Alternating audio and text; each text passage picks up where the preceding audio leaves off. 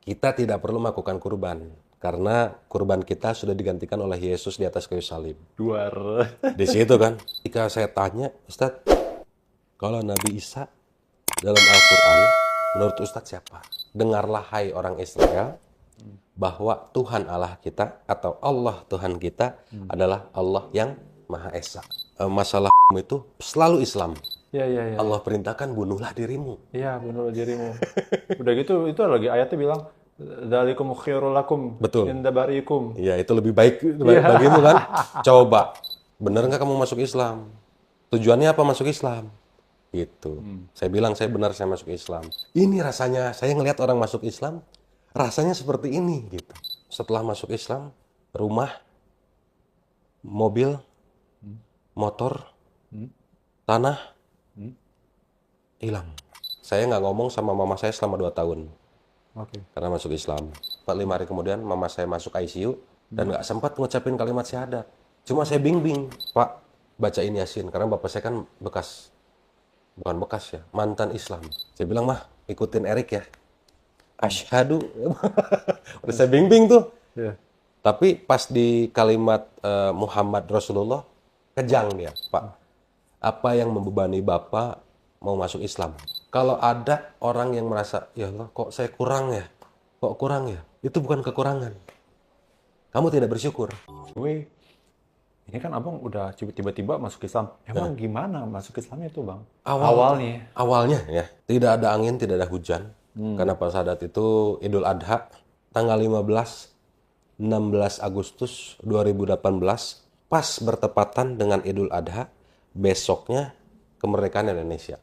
Ih, Tanggal 15 itu saya mendapat apa ya?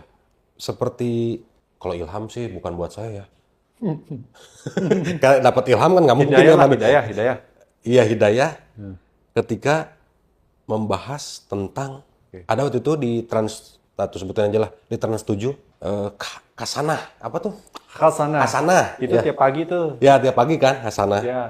Karena saya tiap pagi selalu bangun karena untuk ngajarin anak-anak saya sama istri saya itu namanya sekolah Sabat. Sekolah Sabat itu satu buku, hari Senin bacaannya apa, hari Selasa bacaannya apa, sampai hari Sabat bacaannya apa, hari Minggu bacaannya apa. Itu 3 Zikir bulan nih. sekali. Zikir, Iya. pagi petang. Jadi kayak buku seperti ini, misalnya ini hari Salah, di pertama di sini hari Senin, dibuka lagi hari Selasa, Rabu, terus sampai hari Sabat, baru nanti hari Sabat kita diskusikan di gereja.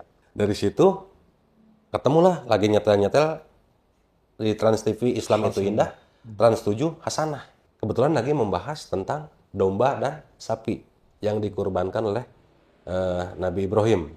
Selang beberapa waktu anak saya yang kecil bilang mau ke masjid, mau lihat sapi dan domba. Dipotong. Ya, karena kan anak-anak kalau sapi dan domba mah di masjid-masjid manapun pasti ada ya kan. Pasti suka mereka. Pasti suka, wah maka ngasih makan rumput, ngasih makan Ya. apapun, mau sapi, mau domba gede-gede lucu. Istri saya bilang, itu susul katanya, supaya makan dulu lah sarapan karena jam 7 jam 8-an. Waktu saya susul ke sana, itu lagi kebetulan kan dipagerin tuh, pagar masjid. Ya. Saya pegang pagarnya, saya lihat ada orang yang lagi sembelih sapi, domba, dengan kalimat takbir. Ketika sembelih itu, pasti sembelih, teringatlah saya, wah luar biasa ya, gitu. Ajaran Abraham kok dipakai sama Islam, gitu. Akhirnya saya tanyalah ke teman saya, kebetulan panitia kurban.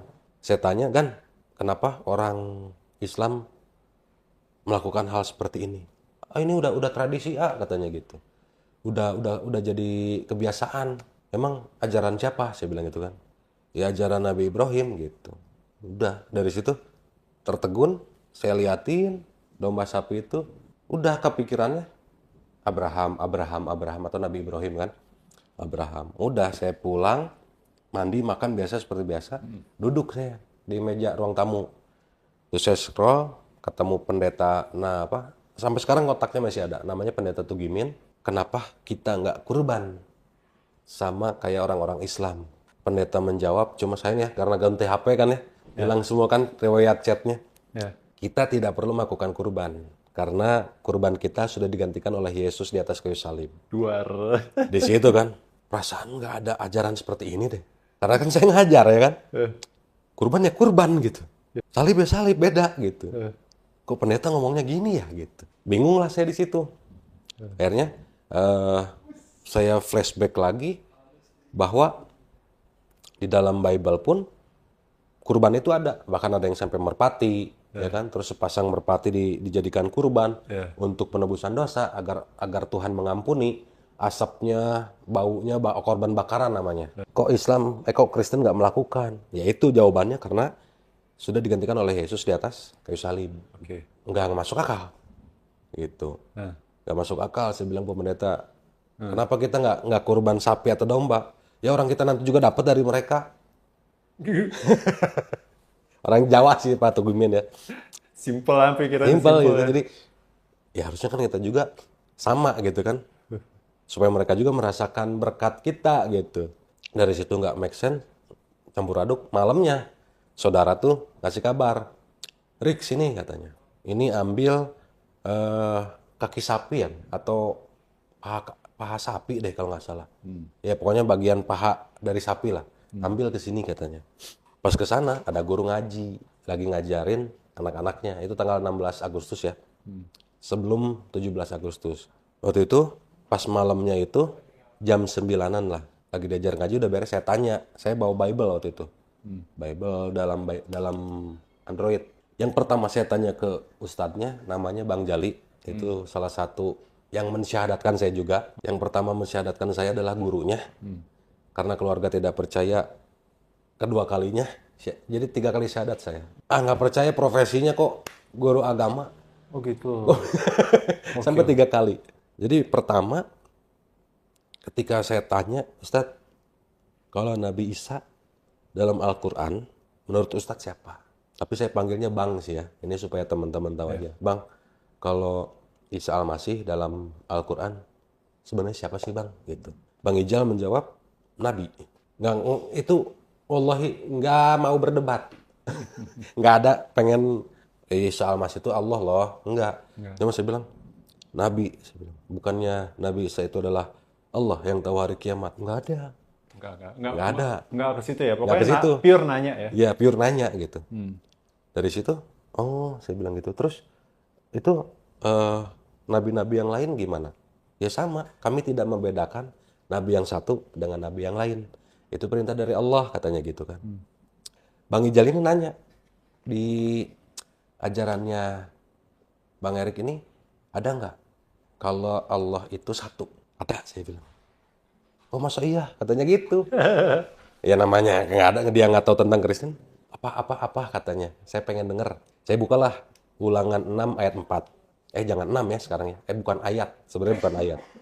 Ulangan 6 nomor 4, silakan cek di Google. Di situ dikatakan, dengarlah hai orang Israel, bahwa Tuhan Allah kita atau Allah Tuhan kita adalah Allah yang Maha Esa. Disambung perkataannya oleh Yesus. Saya bilang itu kan ke Bang Ijal. Apa tuh saya mau dengar katanya gitu. Akhirnya saya bilang dalam Markus 12 ayat 29 dikatakan, inilah perintah yang utama. Dengarlah hai orang Israel bahwa Allah Tuhan kita adalah Tuhan yang Maha Esa. Saya bilang itu kan ke Bang Ijal. Nah, berarti sama dong katanya dengan ada yang di Quran saya. Gitu. Emang apa? Dibukakanlah Al-Quran paling akhir. Kan saya taunya Bible itu semua buku taunya kan dari depan. Ya kan? Bukan dari belakang. Bang Ijal buka buku paling belakang. Al-Quran tuh dibuka 1 lembar, 2 lembar. Coba Bang Erik baca ini apa? Oh ada terjemahannya. Ada terjemahannya. Saya bacalah. Katakanlah Muhammad dialah Allah Tuhan yang Maha Esa. Sama nggak kira-kira? Saya bilang, sama. Diam dulu saya. Nggak jawab. Diam dulu. Saya nggak mikir. Kosong. Nggak mikir. Nggak tahu mau jawab apa. Nggak ada bantahan. Pokoknya bus hilang itu ya. Bus hilang itu semua. Bang, caranya masuk Islam gimana? Masya Allah. Cuma gitu doang. Wah itu hidayah. Katanya gitu kan. Jangan, nggak mau. Saya takutnya nanti disangka dimaksa katanya gitu kan. Masya Allah. Enggak bang, bener. Saya mau masuk Islam, saya bilang gitu. Kok bisa gitu bang? Entar dulu katanya. Itu sampai kaget lah Bang Ijal. Entar dulu. Gimana ya ngomongnya ya? Sampai ya aja gelagapan. Enggak bener. Saya mau masuk Islam, saya gituin. Diem dia. Aduh, gimana ya? Akhirnya ngehubungin lah salah satu gurunya. Namanya Ustadz Apad Ruslan. Itu boleh teman-teman cari, namanya Ustadz Apad Ruslan. Dia punya pondok pesantren namanya Pesantren Ibnu Hajar. Tepatnya di Marga Cinta, Buah Batu, Bandung. Akhirnya saya ke sana jam 10:30 Malam. malam. Widih. Malam Idul Adha itu. Masih ada takbir, gemah takbir. Oh masih rame ya? Masih rame. Masih anak-anak pesantren itu di pesantrennya masih main tenis meja, masih jalan-jalan gitu. Rame. Langsung ke rumah ustadznya, diketok lah pintunya. Assalamualaikum, udah beres gitu. Duduk-duduk. Gimana ini? Bang Ijal ngejelasin. Ini namanya Erik sama istrinya mau masuk Islam. Masya Allah gitu katanya. Istri juga langsung? Iya, langsung saya aja. Udah, kita masuk Islam. Gitu. Terus Istri gimana mau. istri? Mau aja, nurut. Gitu. Langsung Udah. nurut aja? Iya, udah hayu gitu. Karena kan kita kan yang pertama nih, saya tuh ngejelek-jelekin Islamnya sebelum masuk Islam ya. Heeh. Yang pertama itu karena di benak saya nggak pernah hilang ngetese gedung kembar itu di sama Islam. Padahal sama mereka sendiri. Tapi disalahkannya Islam. Sampai tokohnya Osama bin Laden yang kena. Terus habis itu Bali 1, Oke. Bali 2, Sarinah, Tamrin, JW Marriott, Panci, apapun itulah. Pokoknya yang semua mas membunuh diri, nanti di cancel aja ya. Ya. Itu pasti kena YouTube nanti. Pokoknya yang masalah itu selalu Islam, ya kan? Nah itulah saya bilang, nah itulah Islam. Karena dalam Quran surah Muhammad. Coba bayangin. Oh. Ya. Percaya dalam Quran surah Muhammad ada perintahnya, tapi dalam konteks perang. Bukan jadi pengantin meledakkan diri, bukan.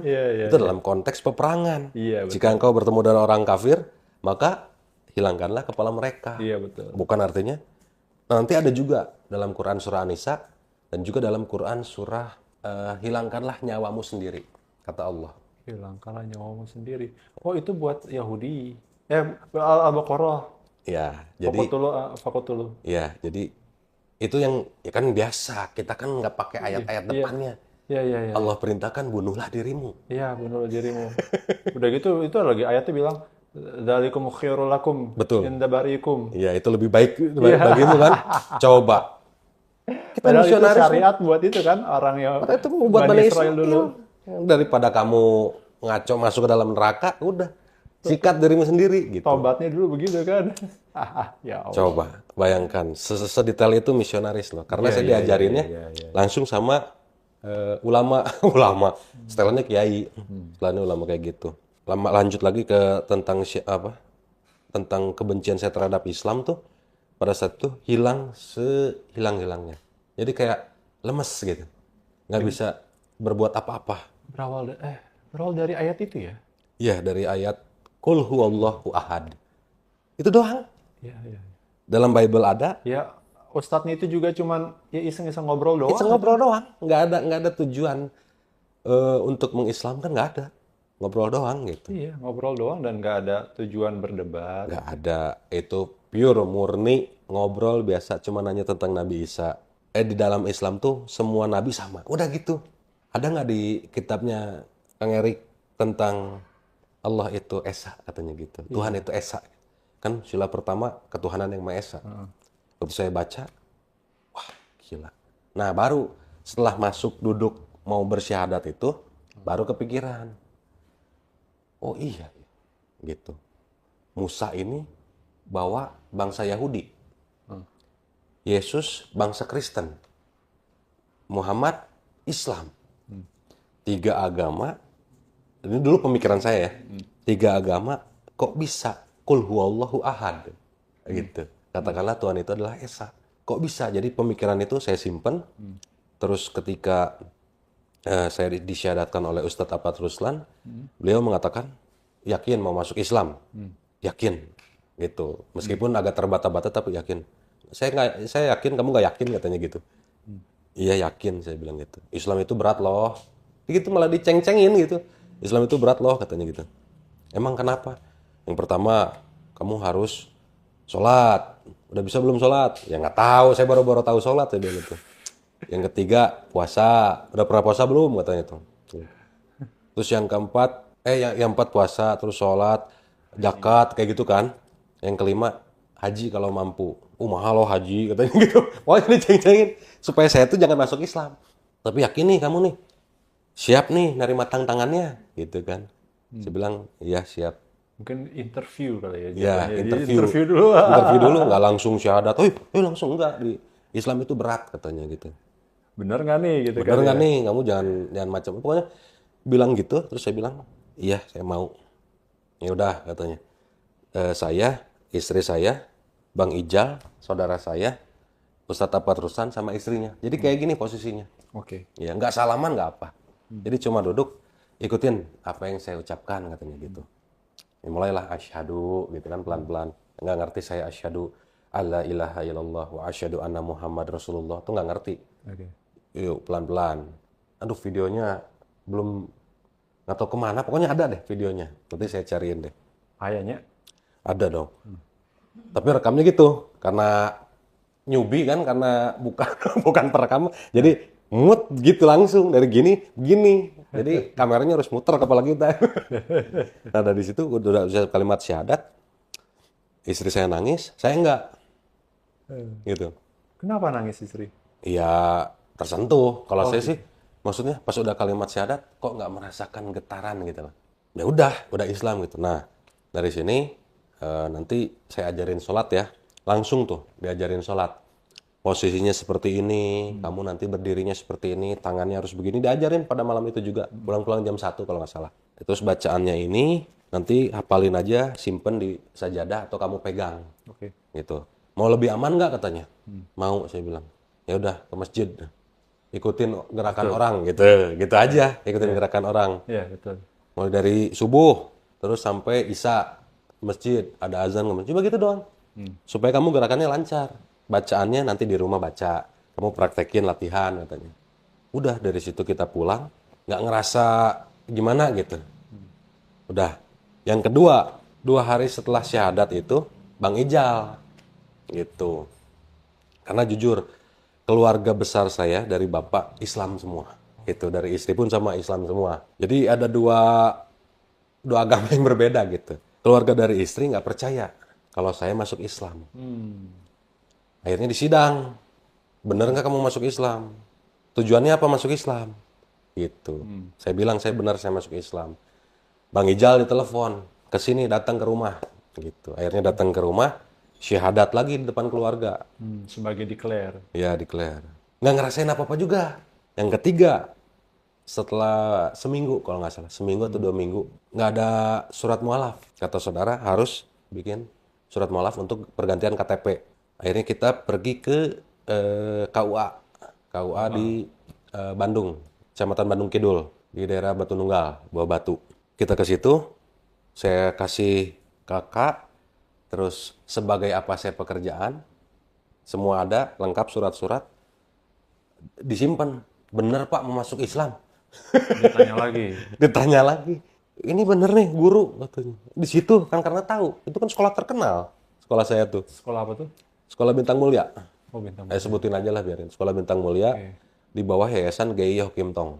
Oke. Gitu. Namanya Yayasan Bina Insan Mulia. Saya kebetulan mengajar di SMP-nya.